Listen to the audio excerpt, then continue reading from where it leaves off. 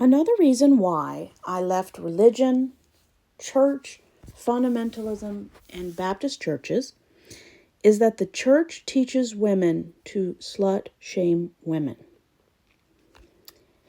Now, as a disclaimer at the beginning of all my videos, because there are people who will leave very nasty, hurtful comments in the comment section every time they're Christians leaving me these hateful messages. These videos are based on my experiences in 3 Christian major denominations and 6 various churches. This is not your experience. This is not your denominational experience. This is mine. If you've had a positive experience in Christianity, that's great. But a lot of people have not. And I belong to 2 of the denominations with the highest membership, the highest CSA and SA statistics in Protestant denominations. Southern Baptist. And we're going to talk about how the church slut shames women and how they teach women to do it to other women and women to do it to themselves. Because in religious culture and even secular culture, from the moment girls are born, we teach them, other women and everyone around them who will rub off on them through ideas, education, just being near each other, that women have to have an impossible standard which they can never meet. If we were all one gender, we could do anything we want. If only men existed, there would be nobody to slut shame. There would be nobody to treat the way they treat women. If we were all men, we could have sex with whomever we want.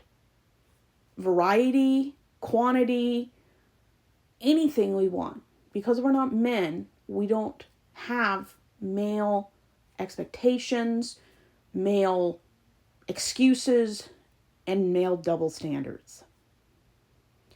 If women treated men the way men treat women, it wouldn't last very long because men don't put up with those kind of things, but women do.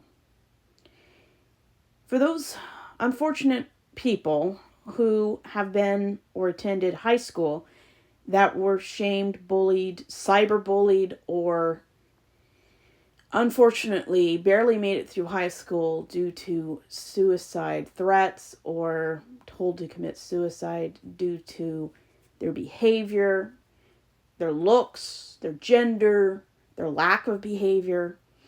It's a very common thing. It shouldn't be, but it is.